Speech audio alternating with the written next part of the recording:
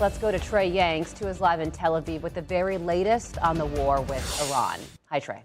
Yeah, hey guys, good morning. Iran's Assembly of Experts has chosen a new supreme leader, Mojtaba Khamenei, the son of Iran's former supreme leader who was killed in the opening strikes of Operation Epic Fury. Mojtaba Khamenei is a hardliner who has a history of ties to the IRGC and besieged forces. He was the gatekeeper for his father and widely known as the Shadow Prince. A number of civilians and residents in Tehran reacting to the news overnight saying this.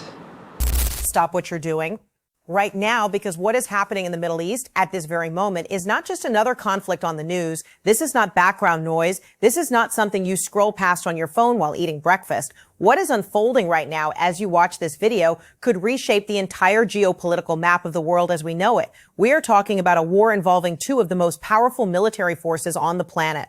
We are talking about a regime in Tehran that just made a power move that shocked the entire world. We are talking about American soldiers dying on foreign soil. We are talking about oil facilities in flames, cities under sirens, and a new supreme leader whose name most people in the West have never even heard before. His name is Mojtaba Khamenei. And you need to know exactly who this man is, because decisions being made in Tehran right now will affect everything from gas prices at your local pump to the stability of global financial markets to the possibility of a much larger war that drags in world powers you would never expect. Stay with me, because by the end of this video, you are going to understand not just what is happening, but why it is happening, how we got here, and what comes next. Welcome back to the channel. Let's get into it. Let's start at the top, because everything, and I mean everything that is happening right now, connects back to this one moment, the selection of Iran's new supreme leader, Iran's Assembly of Experts. The clerical body responsible for selecting and overseeing the supreme leader has officially chosen Mojtaba Khamenei to assume the most powerful position in the Islamic Republic of Iran. Let that sink in for a second. The man who just became the supreme leader of one of the most powerful theocratic regimes on the planet is the son of the previous supreme leader, Ali Khamenei. This is not a democracy choosing its next leader. This is not even a regular authoritarian state passing power through political channels. This is a theocracy, a country supposedly governed by divine law, essentially handing absolute power from father to son, like a kingdom, like a dynasty, like everything the Iranian Revolution of 1979 claimed it was fighting against. And the Iranian people know it, which is why the streets are not filled with celebrations tonight. They are filled with protests. But before we get to the reaction on the ground, let's understand who Mojtaba Khamenei actually is, because this man has been hiding in the shadows for decades, and now he has just stepped into one of the most powerful positions in the world. Mojtaba Khamenei is widely described as a hardcore hardliner. That is not a term thrown around lightly. In a regime full of hardliners, this man stands out. He has deep documented ties to the Islamic Revolutionary Guard Corps, the IRGC, which the United States has designated as a foreign terrorist organization. He also has ties to the Basij, the paramilitary force responsible for brutally suppressing internal dissent inside Iran for decades. For years, Mojtaba was known by one chilling nickname, the Shadow Prince. Why? Because he operated as his father's gatekeeper. He was the man behind the curtain, controlling who had access to the supreme leader, managing information, pulling strings from the shadows. He was never elected. He was never subject to public scrutiny. He simply existed in the background, accumulating power and influence while maintaining plausible deniability. And now, the Shadow Prince has stepped out of the shadows. According to Dr. Ramos, a visiting fellow at George Mason University and an expert on Iranian political affairs, this selection tells us something critical about the state of the regime right now. He put it bluntly. What we are seeing with Mojtaba Khamenei is the rise of an Ayatollah king, a hereditary ruler dressed in religious clothing. And the Iranian people, who have been fighting for decades against exactly this kind of dynastic oppression, are not going to accept it quietly. Last night, Iranians took to the streets in multiple cities. The chants were clear. Down with Mojtaba. Down with the dictator. This is a regime that is not consolidating power from a position of strength. It is consolidating power from a position of desperation. And that distinction matters enormously for what comes next. Let's talk about what is actually happening militarily, because the images coming out of Tehran right now are unlike anything we have seen in modern warfare between these two countries. Over the weekend, Israeli strikes hit at least 4 major oil facilities across the Iranian capital. The images are apocalyptic. Massive columns of black smoke rising into the sky, flames visible from miles away, the infrastructure that powers Iran's economy burning to the ground. This is not a symbolic strike. This is not Israel sending a message. This is Israel systematically targeting the economic engine of the Iranian regime. Oil is Iran's primary source of revenue. Without it, the regime cannot pay its military. It cannot fund its proxies. It cannot maintain the apparatus of repression that keeps it in power. Israel is not just fighting a war. Israel is attempting to financially strangle the Islamic Republic, and they are not stopping at Iran's borders. Israeli strikes are hitting southern Beirut heavily, targeting Hezbollah strongholds in what has become one of the most intense bombardments of the Lebanese capital in years. Hezbollah, in response, is launching rockets into northern Israel, triggering air raid sirens in cities like Haifa. At least 2 Israeli soldiers have been killed in Hezbollah attacks in southern Lebanon. Shrapnel injuries have been reported across central Israel after cluster munitions attached to ballistic missiles impacted multiple civilian adjacent locations. Sirens are sounding, missiles are flying, and the exchange is intensifying by the hour. In the last hour alone, as this script was being written, sirens sounded again in northern Israel. Officials are warning this could last for weeks. This is no longer a localized conflict. This is a regional war. Now, here is where it gets really important for American viewers and, frankly, for anyone who understands how global military alliances work. The United States is not a bystander in this conflict. The United States is an active participant. CENTCOM, United States Central Command, has confirmed the death of a 7th American service member from wounds sustained in this conflict. Let me say that again. 7 American soldiers are dead.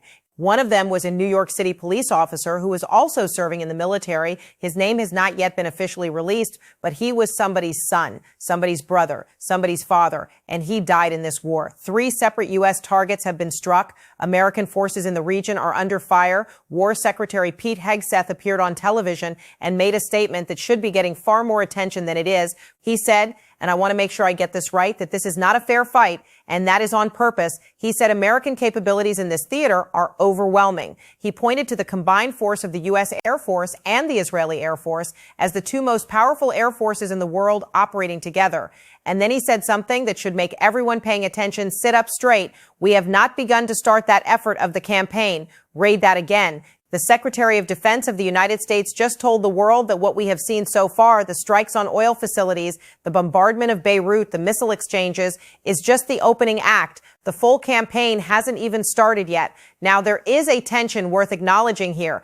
A report from Axios suggested that Israel's strikes went further than what the United States had expected, potentially creating the first significant disagreement between Washington and Tel Aviv in this conflict. The concern, according to that report, is that strikes on Iranian oil infrastructure could have consequences that spill beyond the immediate military theater. However, Israeli officials are pushing back on that narrative strongly. They describe coordination between the U.S. and Israel as being at the highest level it has ever been, a hand-in-glove operation, and multiple sources indicate that the strikes on Iranian oil facilities were communicated to U.S. Central Command in advance. So whatever tension may exist behind closed doors, the public posture from both sides is one of unified military purpose, and CENTCOM has individuals physically on the ground in Israel. This is not remote coordination. This is boots on the ground operational integration between 2 military forces in an active war. Here is the question that every analyst, every intelligence agency, and every government watching this situation is obsessed with right now. How long can the Islamic Republic of Iran actually hold on? Because there are signals, early, uncertain, but real signals, that the regime is beginning to crack from the inside. Dr. Ramos offered a striking data point. In the last presidential election held by the Iranian regime, voter turnout was less than 20%. Think about that. In a country of over 80 million people, fewer than 1 in 5 citizens showed up to participate in the political process their government controls. That is not apathy. That is rejection. That is a population that has collectively decided that the system governing them has no legitimacy. And it's not just one demographic. It's not just young people or women or ethnic minorities, though all of those groups are certainly at the forefront of the resistance. We are talking about men and women, young and old, Persians and Kurds and Baluchis, people from every region and every walk of life in Iran. This is a broad, deep, nationwide rejection of the Islamic Republic. Now add this. There are reports, unconfirmed but multiple, that some members of the IRGC are laying down their weapons, that some soldiers are simply not showing up to their posts, that the military apparatus that has propped up this regime for 45 years is beginning at its edges to fray. If that is true, even partially true, it changes the entire calculus of this conflict, because you can bomb oil facilities, you can strike military installations, you can degrade weapon stockpiles and eliminate commanders. But ultimately, a regime falls when the people who are supposed to defend it decide they won't, when the soldier looks at his orders and decides, not today, not for this. We are not there yet. The regime still has significant capacity for violence and repression. The IRGC still has hundreds of thousands of members. The Basij can still mobilize, but the cracks are showing. And in the history of collapsing regimes, cracks have a way of becoming fractures very quickly. This is the part of the conversation that makes diplomats uncomfortable and analysts nervous, because it forces us to ask a question that sounds almost too big to answer. What happens if this regime actually falls? The National Council of Resistance of Iran, one of the most prominent Iranian opposition organizations, has already called for a provisional government to step in the moment the regime collapses. They argue explicitly that there will not be a power vacuum, that there is an organized, legitimate alternative waiting to take the reins.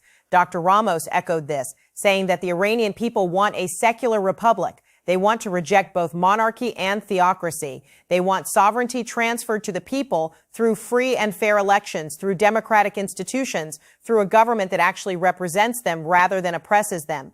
The selection of Mojtaba Khamenei, according to this analysis, will actually accelerate that movement, because by making such a nakedly dynastic, undemocratic choice in the middle of a military crisis, the regime has handed the opposition the most powerful argument it has ever had.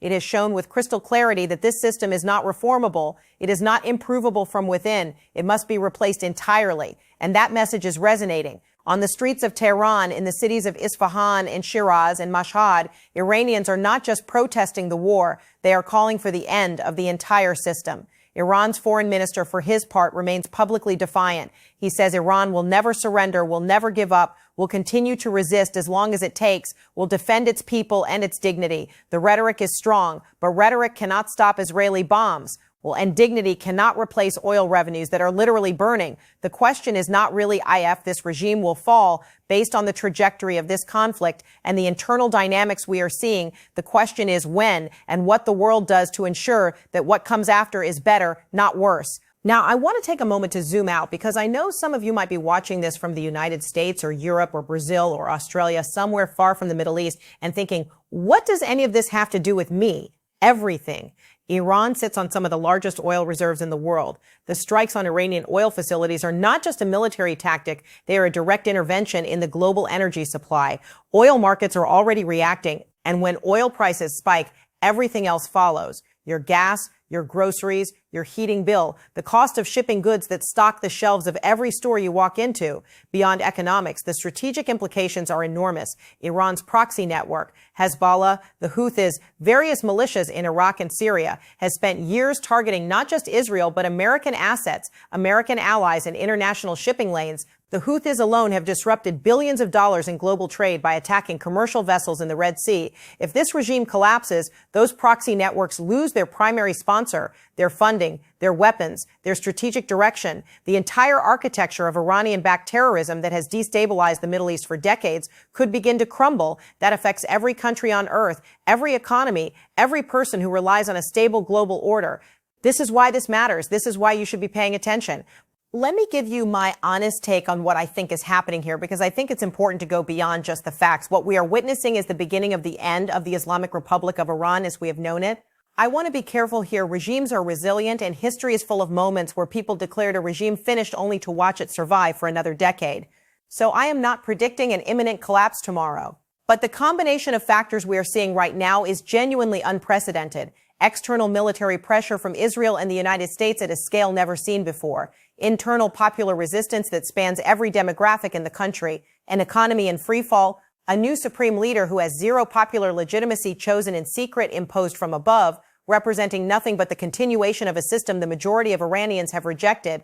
And critically, a military, the IRGC, that is beginning to show signs of wavering. The selection of Mojtaba Khamenei tells me that the people at the top of this regime are scared.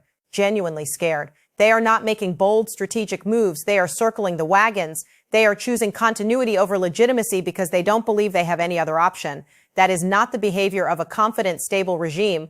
That is the behavior of a regime that knows it is running out of time. The Iranian foreign minister's defiant words sound brave on television, but defiance doesn't rebuild oil infrastructure. It doesn't bring back the IRGC soldiers who are walking away. It doesn't convince a population that has already decided by an overwhelming majority that this government has no right to govern them. I think we are watching history happen in real time.